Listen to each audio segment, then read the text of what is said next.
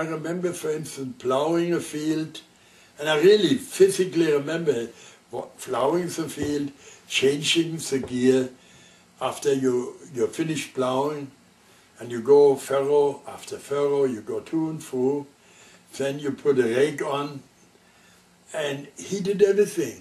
That was a horse that couldn't even be touched by most people. And we had such a relationship, anything I wanted to do, he did. And anything he wanted to do, I let him. So it was a real camaraderie between me and that horse. And I still have a photograph somewhere of me and Hausman, me riding. And wherever I worked, I never neglected him till I left for the army. And when I came back, he wasn't there anymore. Taken the name Haim, which was the name of my hero, which was Haim, who was killed in Tel Aviv. Palestinians were not anti-Jewish, and most Jews were not anti-Arab. I mean, I used to go every Saturday, walk to Lida, and sat in a restaurant, and I talked and had coffee.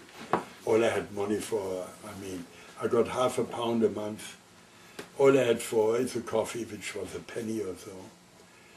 And I talked to people arguing that we should work together and throw the British out and throw the French out and unify.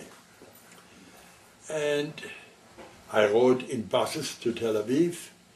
They were all Arab buses. There were no Jewish buses going out of Ben Shemen. You had to go to Lida, take a bus that came from Ramla, and that bus went to Jaffa, and from Jaffa you walked to Tel Aviv. And everybody in the bus were Arabs. I never met any hostilities. One thing you must remember, nobody was rich. The Arabs were poor and the Jews were poor. We were all leading very simple lives, wearing very simple clothes, everybody working very hard. And by and large, there was a good feeling between everybody. At night, you had to be on guard. Almost every night we were being shot at. After I graduated, you know, everybody has to look for a job. So I found a job in the village of Ben Shemen, which was run by farmers, was sort of a farming cooperative. And I got a job working as a hand for the farmer. I remember getting up at 4 o'clock in the morning, milking the cows, mucking the stables, and at 8 o'clock I got food, breakfast by myself. I never ate with the farmer or his wife or children. I always ate by myself. I was really like a hired hand. I had a tiny little room. I did have no time to read. It was a terrible life. And I worked there for 6 months or so. Then one day I got a message from Ben Shemen that I wanted to run the museum and be an assistant to the teacher of botany. So I accepted it immediately. I mean, this was a miserable life. I mean, all you could do is work and sleep. You were too exhausted even to read. There was no television. There was no radio. I mean, I owned nothing. I had nothing. I worked at the museum. I fixed up the museum. And the teacher needed frogs. I collected frogs. He needed scorpions. I collected scorpions. Whatever he needed for his classes, I collected for him. I prepared for him. If he needed a vivisection of an animal, I did that. And many teachers asked me to illustrate their books, which I did, which was very important later on.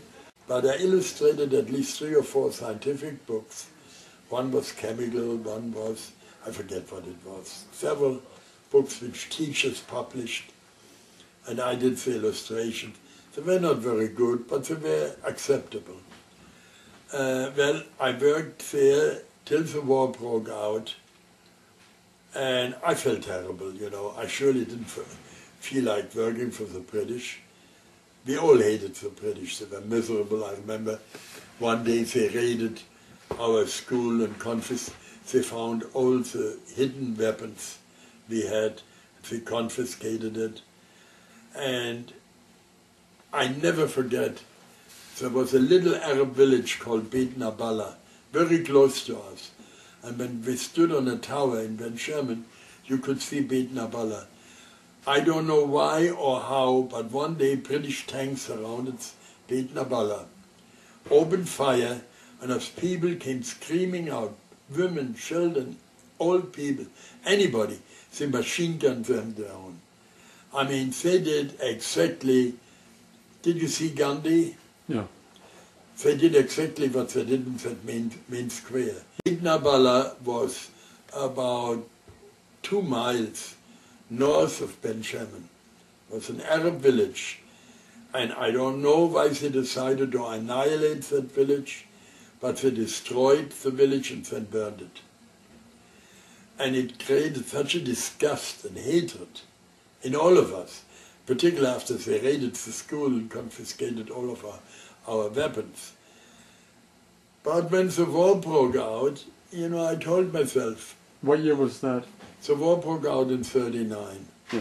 If Hitler wins, we will all be killed.